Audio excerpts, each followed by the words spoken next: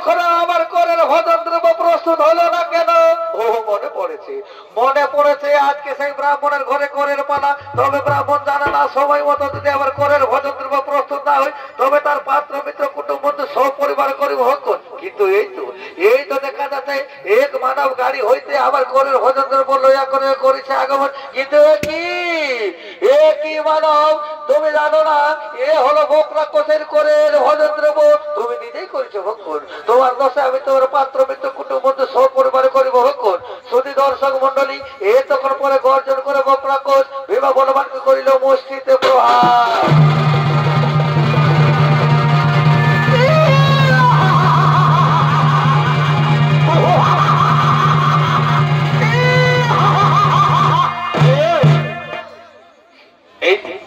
এইদিকে ভীম বলবান বহুদিন ধরে ভিক্ষা ভাগা করে পেট ভরে ভোজন না পাওয়ার কারণে আজকে সেই বকরা কোষে করের ভোজন দ্রব্যকে করিতে লাগলো মনের আনন্দে ভক্ষণ।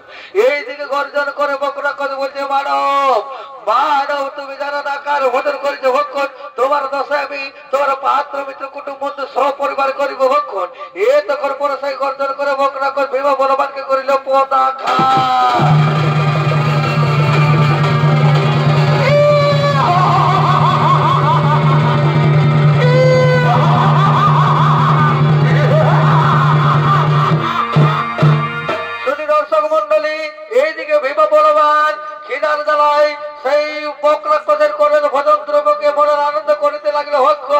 এইদিকে বকরা কোষ তাকে করিল পদাঘাত। পদাঘাতের আর কোন প্রভাব পেল না ভীম বলবান। ঊর্ধ্ব দিকে করিল আগুসার বকরা কোষের দিকে। এইদিকে বকরা কোষ গর্জন করে বলছে মানব তুমি জানো না কার ভোজন করেছে ভক্ষণ। তোমার দশায় আমি তোমার পাত্র মিত্র কুটুম্ব বন্ধু সহ পরিবার করে ভক্ষণ। এই দেখো মানব আমার পাহাড় রূপে শহরে।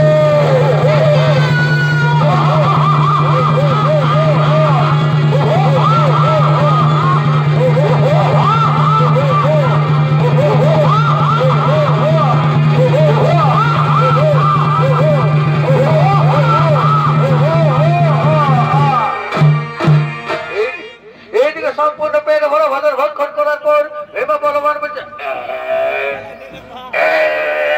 বাপরে বাপ বহুদিন ধরে আমি পেট ভরে ভোজন পেয়েছিলাম না, আজকে সম্পূর্ণ পেট ভরে ভোজন করিলাম ভক্ষণ। কিন্তু এদিকে তো কোনো পাহাড় পর্বত ছিল না। মনে পড়লো এ কোনো পাহাড় পর্বত না, এ হলো সেই বকরা কোষ। তবে বকরা কোষ তুমি জানো না বহুদিন ধরে আমি পেট ভরে ভোজন পেয়েছিলাম না, আজকে সম্পূর্ণ পেট ভরে করিলাম ভোজন ভক্ষণ। ও তো যদি ভারতীয় শক্তি তাকে ধরে হস্ত করুন বলছি।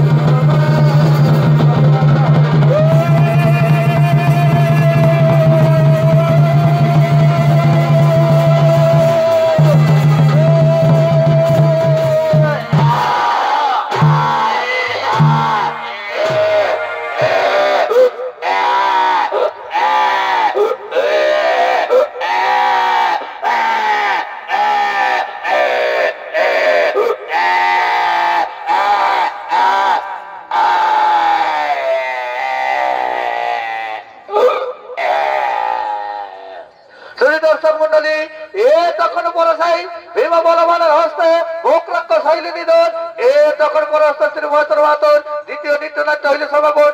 নমস্কার নমস্কার সবকে।